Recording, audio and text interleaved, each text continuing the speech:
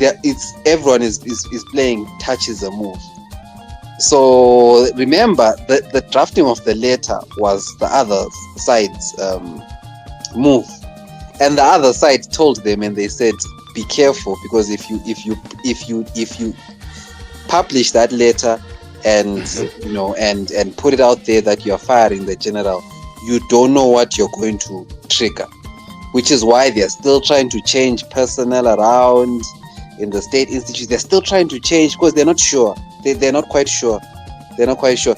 And now with Geza's broadcast, where he's appealing to the general and Vana Valerio, I'm not quite sure what the game plan is, because at the end of the day, they're also waiting. There's something that they're waiting for, Uncle Jed. Everyone is waiting for something. Everyone is waiting for something. So we're just in limbo. But yeah, as for you, the common man on the ground, Tiripama one. Because if the general does not have any trick up his sleeve, then that's it. We're now just watching the Mnangagwa dynasty just unfold, and expect more refugees crossing the border. Yeah. Well, it reminds me of Emmanuel Makandiwe Budizo. If everything that I'm supposed to do, I've done it.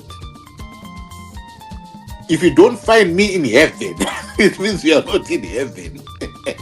But anyway, who's going to come? Who's going to die and then come back and tell us that Makandiwa, is not in heaven? So I'm looking at this. That this guy, everything that he was supposed to do, he has done it. He has appealed to different sectors of the Zimbabwean population or of the country, including institutions, this. He has done it. Uncle Jed, can I? What is he calling out for now? Uncle Jed, can I also throw in this angle that perhaps you haven't looked at? Uh-huh.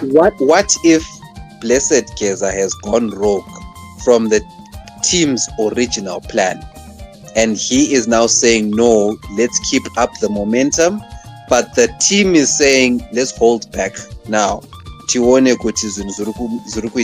he's just now going rogue by himself now, and they've now abandoned him. Perhaps that's where this appeal is coming from, because remember, his last few broadcasts haven't had the impact that it had with the Stay Away, the first one, where Absolutely. You see. So are we not looking at it from that angle where he's no longer following their script, so they're now leaving him, and he's now realizing, I lost momentum, let me use the public platform to appeal to them in a somehow pseudo way, guys, like, I still believe in our original plan. It could be that angle. But we don't know what the general is thinking. They look very confident. To them, it's business as usual. But yeah, we're in for a dramatic couple of months coming ahead. That's what I can say. Absolutely. Thank you very much. Bento, what do you say? I'm going to say. This right. In my own opinion, Geza, when he rose up, it was about him and his comrades who felt being left out. Achifunga kuti vamwe ndo vanoshaya ati kuti I could hear his first interview namhlanga. But what happened along the way, tine opportunists who hijacked Geza and started handling him, thinking it was another 2017, because these people were people who are hungry, to get back at the government which is in power now. And also they have their own ambitions. Like I talking about 2017, yatouya naGeza since my comrades ndio spearhead 2017. But these people lack the finer eye. Yokuona the environment yakatosiyana. 2017 is not coming back, not again. So ndoba vakairasa ipapo. Saka now when things aren't working, vabva vaabandona Geza. Because if you look at 2017, my comrades Angagabatana Machine, the majority of them were one side. Unlike now, they are split right through the center. You know, don't underrate Anamahia because where is the other side? So once my comrades are actually together, it's gonna be very hard to have a 2017. But my opportunists thought, this is their chance to get back. But unfortunately, as you can see, Geza has lost steam. Geza had no long game. And the game Ragara includes all these people. But he is representing the poor for the what. It was about himself. But Bangwe to end road. Gudamari Zagato Manya Papa. You see? Now I'm going to create content creator. I'm going to YouTube. I'm going to Dara. You must leverage on technology. But it was never his intention to remove ZANU-PF or to remove the president. As you Mugaterera Tony language, I tried to plead with the president. Could Ampeo Simota, could Ampeo my podcast, could I plead on Politbro? You see? But Vamuanova Jeka his own concerns and grievances. Vauda with a broader revolution, which aren't ready. Zimbabwe is not ready for all these things, to be quite honest. So this was on the Congo. But I can see the end of Geza. And the Goreno Pera Tanyara Ratos. My only advice is for Zimbabwe to run around together. He support the Urumende Ripo so that Upenyu Evano no itapundu. Fighting won't get us anywhere. Too much friction in the country. It won't get us anywhere. Thank you. Oh, Ningiti, I think the rally behind it, different from Bablas. Ayo. When Mimi, why do you compare interchange? Sadia Pera and Sunsa Pera?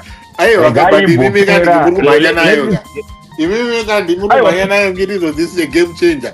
Miraichino is Tanga Pera and it. Trade war officially opened and it. China officially opened. Tunyaso ona kuti zvishuwa chinichi chiri kunyatso function chiri kuita zvino muri kuti izvo nenge mufekani ari kumhanya nuko mufekani weyo kumbonorara mubhedha nenge yakuchitumidza hospitari ari kumhanya neukoko oti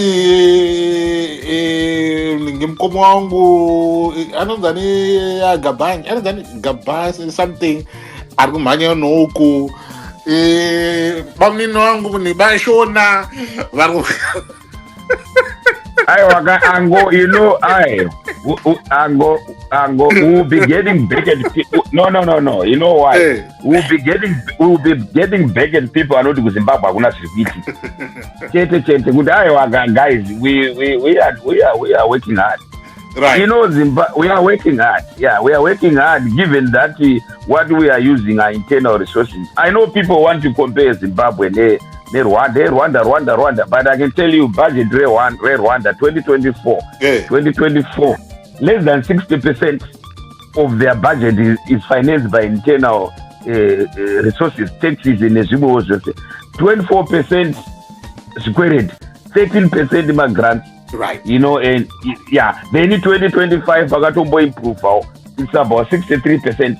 Zimbabwe's budget is 95 or so plus percent. You know, Chakira Marie to take. They take a one Shamari in order for 2 billion a year. And it's China, China, Belarus, Russia, as this somebody was there, it's no question would extend. It's somewhere there, but people have to understand the national debt value. Our credit rating is bad. As Nabasa or Masamara, I want to touch balance sheet as well. You know, would you are no, you are not. I thought you are appealing. I thought you are appealing with the Tingadeta one on Shamari. Yeah, I was America, my Chinese, and all these people. They can't. So that's why it's areas clearance and debt resolution process that will be done.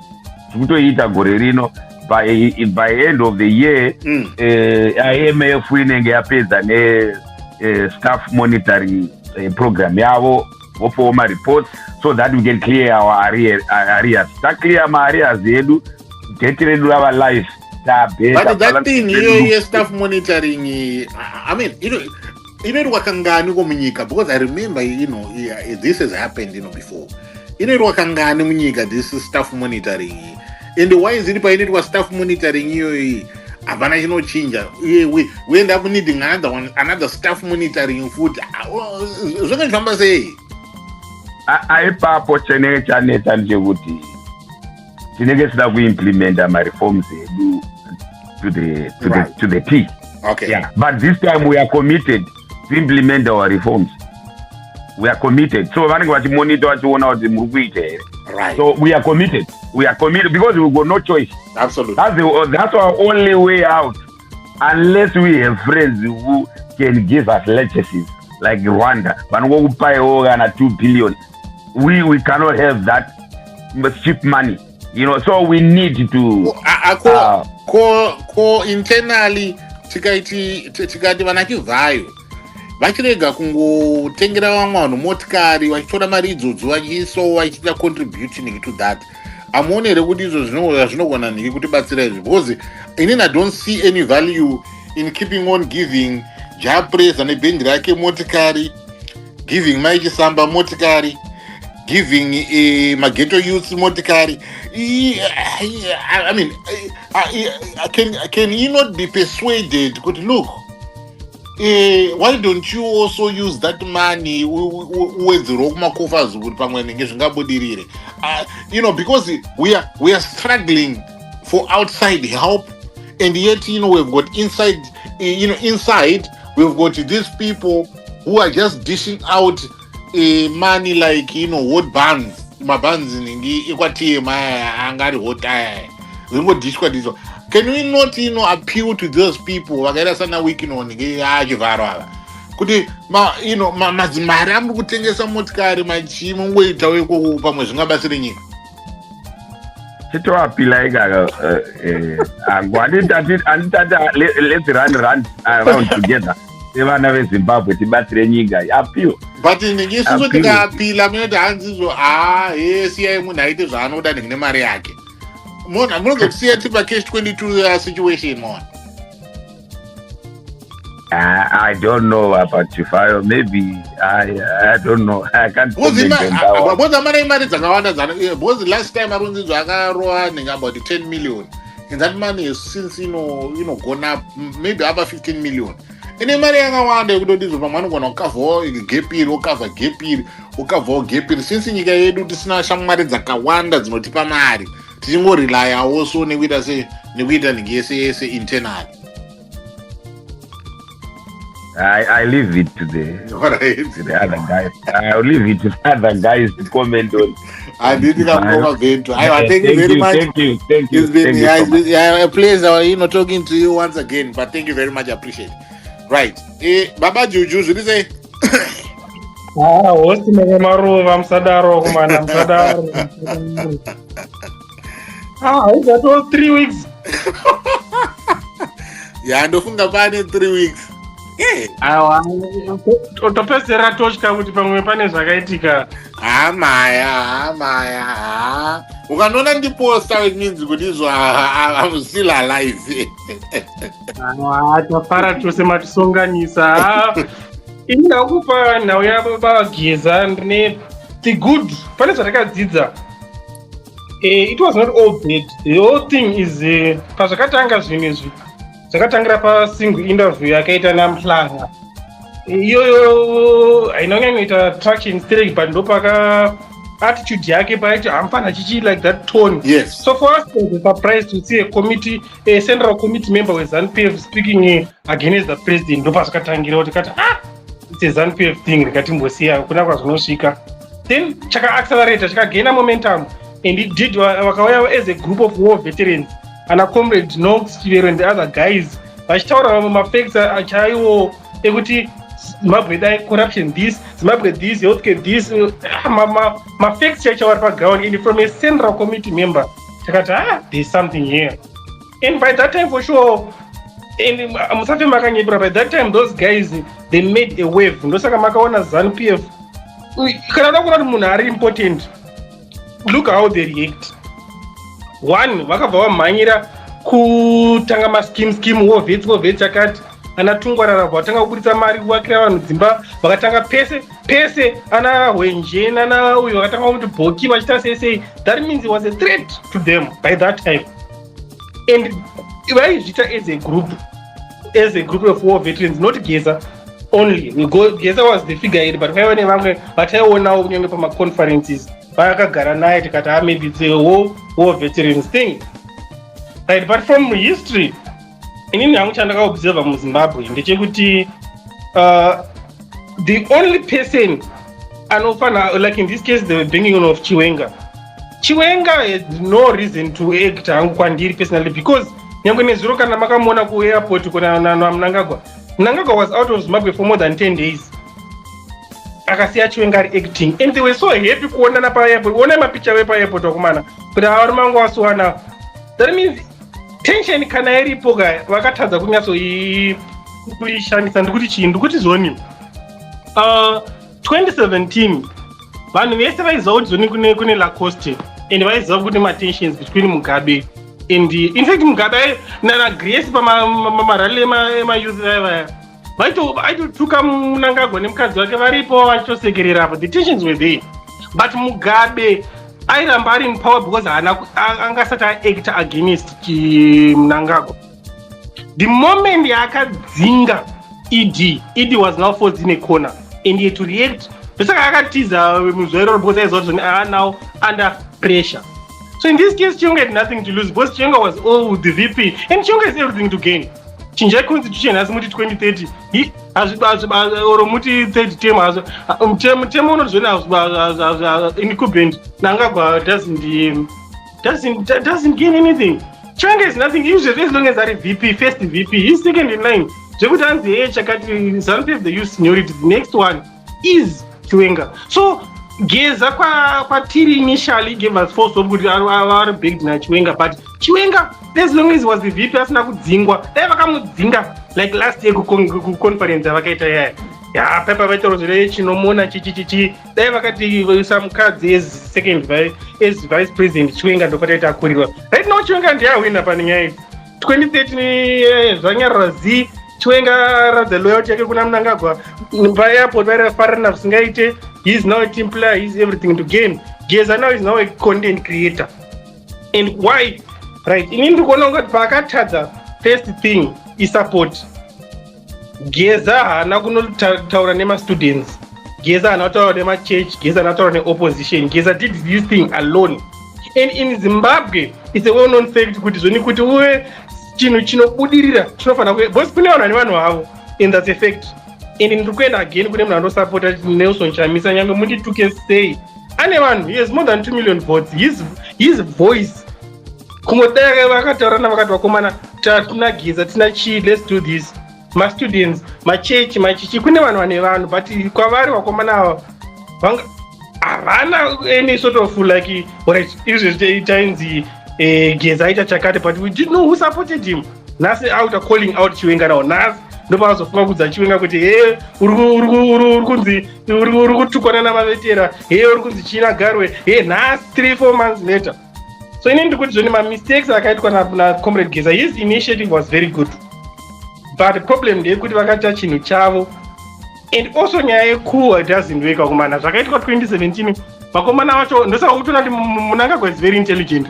Vakomana vaiti vakaita tsoro dzavo obva vakuchinjirai, obva vabvisa uyo oisa uyo, odaisa uyo oisa uyo, ku-improve everything. So tactic iyi he tried mudara uyo murume muhistory yeZimbabwe tichamutaura kuti kwaiva naGeza akamboedza kumirawo, but akamira not kuti akamiramira, achiri kutomiramira. Awa murume, he did something. I mean, towards the end of his broadcast, today, when he was, there was a point where I actually felt, his pain. When he was saying, he was not in Sango. Exactly. Yes, I actually felt him, and I actually felt, his pain, and the difficult position that he's now finding himself in terms of maybe it is now becoming too much for him. I'm not sure, but I think now he is putting out a picture. Guti, I am now facing the same hardships with everyone. Zimbabwe are complain about what is going on. I know Guti before maybe he was a little bit comfortable, but I think where he is right now he is now at a point that he is now feeling it. Probably that is where I would want to give it to him, to say Kuti, if you look at the journey that he has traveled, I know Kuti in the beginning it was about him, his and his comrades wanting to have a piece of the pie, to sit on the table, not to be receiving breadcrumbs whilst they are under the table. But if you then look at the journey that he has traveled, I want to believe that he then identified with the masses, including my comrades Ake, who are not in a position I think when I was looking at that, so I actually felt him. I heard him. Yeah, but anyway, the champion coming after that. Yeah, then it's not all bad. We learned a lot of things. The first thing we learned is that vanhu Zimbabwe they had enough vanhu avachada, because you can see when the stairway was called for, you can see that although vanhu havasi kuda kuconfront the government directly, but they are not happy with the state of the situation in munyika. Number two is that isusu afana echidiki, I'm only 35 years old, but Ndara twice my age akarwa hondo against varungu. He is now fighting for me, meaning ndakaita nothing. I'm just here to criticize. Saka isusu generation yedu manje takurosvika ma 50 years, vamwe vanobata kana payslip hauna chi, but we still want madhara like aposha zvanga muchitaura kuti mudhara uyu paataura zoni isusu takutogara kunze kwenyika, you could feel sense it kuti abatikana chose, and it's back to us. Vanhu vakarwa hondo muZimbabwe vangwane ma 19, 18, 16 years old. But isusu generation yedu, I don't know, vazhinji tikuchengetwa nana mai. I mean, then the third thing is social media. Right. Social media works, YouTube works. Saka ma politicians hakuna ana more power chichizvo munosungirwa kwekwe. Please make use of social media next time. Then lastly, Mdara Geza, you tried, and zvakwatira fanhu vechidiki, but you are our hero. Thank you. And thank you very much. Appreciate. Right. Tezvara champion, how are you? Zviri sei?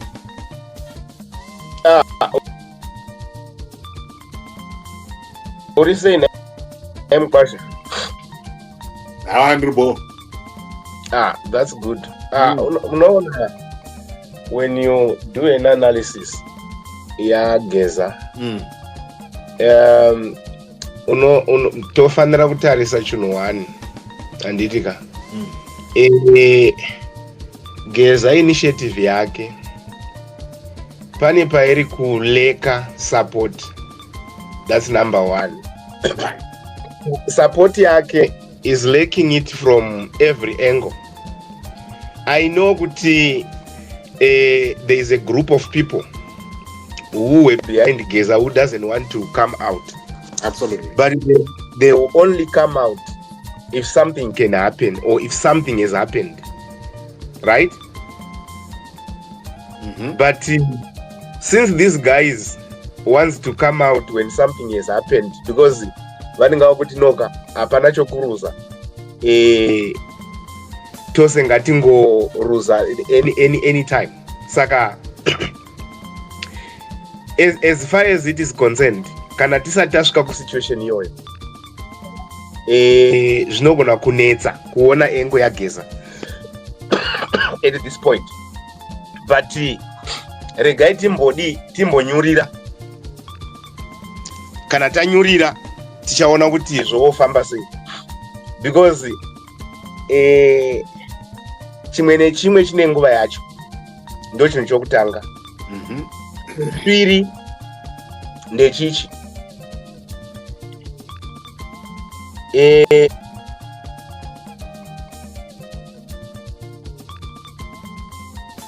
munhu asina basa, munhu ane basa. Absolutely. Because why I'm saying this, because each and everyone, hazvinei kuti murombo, hazvinei kuti chi. At this point, Geza has exposed a lot of things, right? Not only in terms of corruption and so forth, but look in terms of, all right, if you want to see that this regime can protect its loot by all angles, right? You can see it. Murukuona here kuti before ka shut down kakasungisa vanhu 96 regime yakabudisa any kind of any sort to try to contain things. Absolutely. So we should be in a position of give credit to Geza kuti aiwaka Geza nezvinhu zvako zvawaita wakatiratidza the character that we are dealing with as a country. But I know that kune vanhu vanoda kumita write off while it's not supposed to be written off, while this is supposed to be another step for someone who wants to do something. I know that as Zimbabweans we want to analyze much instead of doing things, but here is the catch. My problems are kurezwa naGeza, hakuna unokwanisa kuapedza. Kana kune avo vanoti zvanzi tiri kuita zvinhu aiwa, vakomana musati kuunganidzana ndireka tumatombo tuviri moti kwai muri kuita zvinhu, then you want even also to attribute the issue of saying no, but we have got our own, we have got our own, we are using our own resources. What has made you to use your own resources? It's because you were given money and you misuse those monies. So there's no reason for anybody to come here and try to lecture us and tell us, oh, we are doing this, we are doing this. No, guys. Development, right? Development is material to each and kana muriswe mombe chaiche kana development iri worth to be enjoyed by the population. Muriswe mombe unofanira kuziva kuti iko zvine zvine development. How? Because that's when you can see the significance or materiality of the government expenditure. But as long as the government expenditure goes to the wrong people, right? Right now, you can see shadow deals that are trying to be pushed on, right? And there are other things that each and everyone must see. To say there is a panic somewhere, somehow. If you want to see that there's a panic somewhere, have you seen kuti vanhu vakaita sana Tagbrei vakutotwa leapfrogged into a central committee and so forth? What is the use of that? So whenever you are trying to analyze things from both angles, don't just look at yourself and say nokuti inini ndiri kunobuda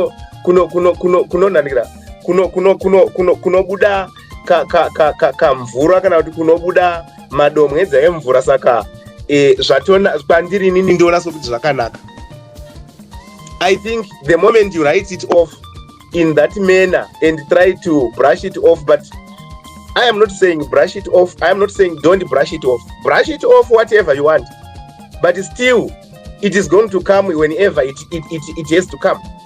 The time will tell, because it is the time. That's number one. Number two, it's how those who are trying to protect themselves, how are they going to handle, how to protect their loot and their ill-gotten wealth. As long as you are still existing on this earth, one thing that you should be sure of, right? It may not be Geza, but do you know kuti signature ye political party inosainwa ka1, right? In 1975, ZANU-PF signed the signature of its succession battle.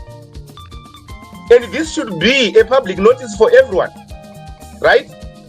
Makadzinga stole imimi handiti mamudzinga stole handiti hazvina kuperera ipapo. Mugabe futi makamutamba the same thing handiti.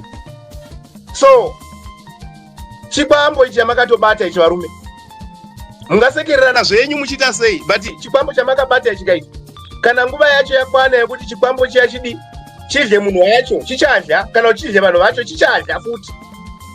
So whatever you are trying to do kuti no ngatirovere pasi ngatirovere mumvura aiwa takavanda aiwa hanzi rina manyanga ariputirwe. Saka dzamuri kuda kuputira idzi dzine nyanga idzi dzinotobaya, hadziputirike mungasera zvenyu muchida kuzviita vana very nice vana nhandikire vana play smooth. This battle of your succession in your own political party, to those who believe in that political party, you will not handle it when it comes for its time. No matter how clever you are, if you want to see this story, waitaura chirungu chinonakidza stereki Mugabe chai, you could even think that maybe he is half British, but where is he?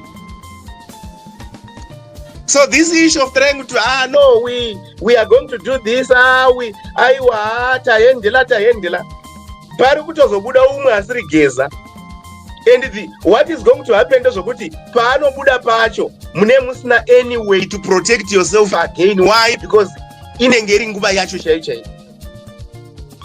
So you need to be very, very careful unless you change the way how you play your politics. Right now, in 3 months' time, 4 months' time, you put a successor, maybe whom you trust, to say, okay, he's not going to do this current president of Namibia of Angola, what he did, right? If you want to know this, go to that Santos woman, what happened? Kuti vakavaiswa pachinzvimbo ikanzi wisai twese nenhunzi. Saka musafunga kuti zvanzi kwai handiti makanzwa vakuru vachiti zvanzi kwai chisi hachieri musi wacharima. Iyi yamakatamba iyi varume iyi yamakadzingirira Smithi yamakadzingirira nhandire Stole haipere chipambo chamakabata ichi. Ende chipambo ichi kana nguva yacho yakwana muchazoona kuti hamuna kungwara. Why? Because pachayo futi gurupu richaita zvariri kuita richange richinakidza.